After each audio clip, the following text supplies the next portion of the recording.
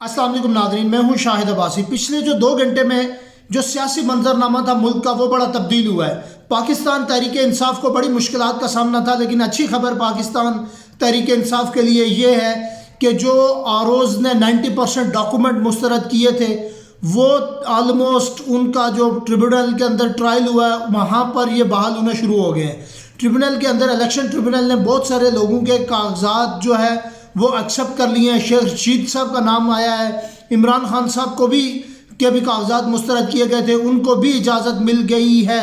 और अभी जो एक मेजर थे, उनकी 2 बेटियां अटैक से इलेक्शन लड़ रही थी, उनको भी जो है वो इलेक्शन लड़ने की इजाज़त मिल गई है, उनके भी डॉक्यूमेंट को एक्सेप्ट कर लिया गया है। और अभी कुछ ऐसे भी ऑर्डर आरोज़ के सामने आए हैं जो काजी फायज ईसा साहब की तरफ से ये आरोज़ अपॉइंट किए गए थे। इन आरोज़ ने जो वारदात डाली वो ये डाली कि एक केस गया जिसमें शुएब शाहीन साहब वकील थे, वहाँ पर आरोज़ के ऑर्डर पढ़े जा रहे थे। जब जज साहब ने वो ऑर्डर पढ़े तो ऑर्डर दोनों सेम लिखे हुए थे।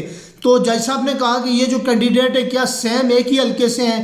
तो शुएब शाहीन साहब ने कहा कि नहीं, ये कैंडिडेट मुख्तलिफ जगहों से हैं। तो उन्होंने कहा कि ये जो ऑर्डर है ये कॉपी पेस्ट करके लिखा हुआ है, इसकी लैंग्वेज, इसकी वर्डिंग, इसका जो कंटेक्स्ट है वो सारा मैच कर रहा है और इसमें एक कोई वर्ड का भी डिफरेंस नहीं है। तो जिसके ऊपर शुएब शाहीन साहब ने कहा कि ये जो ऑर्डर है ये कॉपी पेस्ट करके लिखा गया और एक आरोज़ ने दूसरे आरोज़ का ऑर्डर कॉपी पेस्ट किया है और कॉपी पेस्ट करने के बाद इन डॉक्यूमेंट को मुस्तरद किया है। तो ऐसी सूरत हाल में ये आरोज़ सारे एक्सपोज हो गए हैं।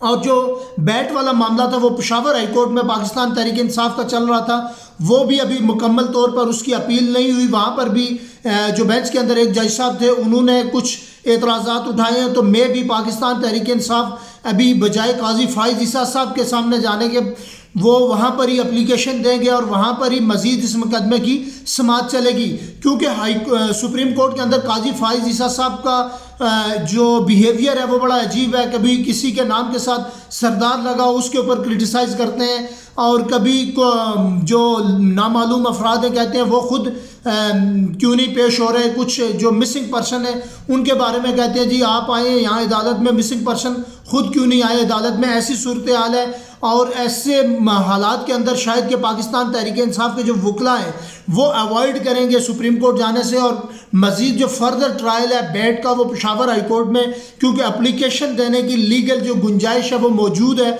और वहाँ पर ही वो एप्लीकेशन दें। और मे भी कि इस मुकदमे को समाअत के बाद ही कोई हाई कोर्ट फाइनल फाइंडिंग दे देगी, फाइनल जजमेंट आएगी, उसके बाद पाकिस्तान तहरीक इंसाफ के लिए रास्ते खुले हैं। अभी रास्ते बंद नहीं हुए वो फिर सुप्रीम कोर्ट की तरफ जाएंगे और वहाँ पर अपनी जो है वो समाअत का आगाज़ करेंगे और फिर वहाँ पर केस का फर्दर ट्रायल होगा और सुप्रीम कोर्ट जो फैसला देगी, जहाँ का जो बेंच फैसला देगा बैठ के ऊपर, वही हतमी और आखिरी फैसला होगा। उसके बाद पाकिस्तान तहरीक इंसाफ फिर डिसाइड करेगी कि आया ये उम्मीदवारान आज़ाद तौर पर आएंगे या नहीं। जो एक बड़ा मसला था कागज़ मुस्तरद करने का, वो आरोज़ सारे एक्सपोज हो गए और उम्मीद है कि वो जो आरोज़ हैं उनको भी शायद रिमूव किया जाए और नई अपॉइंटमेंटें होना शुरू हो जाए। ऐसी सूरत हाल में जब ये जो कानूनी तौर पर चीज़ें चल रही हैं, इनकी वजह से शायद 8 फरवरी के इलेक्शन की डेट आगे भी जा सकती है। ऐसे भी इम्कानात मुमकिन तौर पर हैं, लेकिन अभी तक फ़ाइनल जो है वो 13 तारीख से पहले इन मुकदमात की अगर समाअत हो जाती है तो उसके बाद इलेक्शन मुमकिन तौर पर 8 फरवरी को होगा। लेकिन अगर 13 जनवरी को अगर समाअत मुकम्मल नहीं होती पहले इन चीज़ों की, तो फिर चीज़ें बिखर जाएंगी, इनको समेटना मुश्किल हो जाएगा। इलेक्शन कमीशन के लिए भी खासा चैलेंज हो जाएगा। सिक्योरिटी के लिए आगे ही IB के सरबराह जो हैं वो इलेक्शन कमीशन में से के अंदर मुलाकात कर चुके हैं। उन्होंने भी ये खदशा इज़हार किया है कि शायद कि उस तरह से हम सिक्योरिटी भी फ्राहम ना कर सकें इलेक्शन के अंदर। ऐसी सूरत हाल भी कुछ डिस्कशन सामने आई है।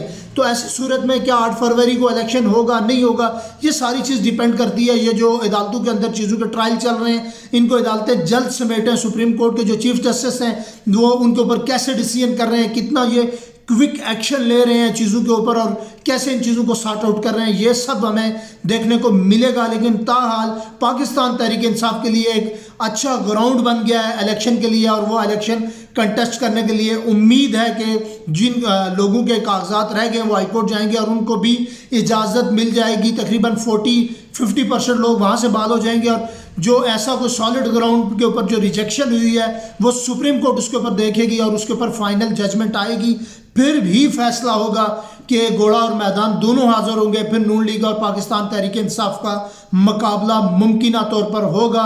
अगर ऐसी सूरत हाल पैदा हुई, अदालतों से पाकिस्तान तहरीक इंसाफ के जो उम्मीदवार हैं उनको रिलीफ मिला, तो फिर बड़ा एक अच्छा और कांटेदार मुकाबला होगा इन इलेक्शन में। और पाकिस्तान तहरीक इंसाफ, क्योंकि मैंने पूरे पंजाब का तकरीबन 80 से 85% जो पंजाब को कवर किया, उसमें मुझे भी ये महसूस हुआ कि अगर पाकिस्तान तहरीक इंसाफ को खुले ग्राउंड में अगर इजाज़त दी गई इलेक्शन की, तो पाकिस्तान तहरीक इंसाफ मैदान मार सकती है।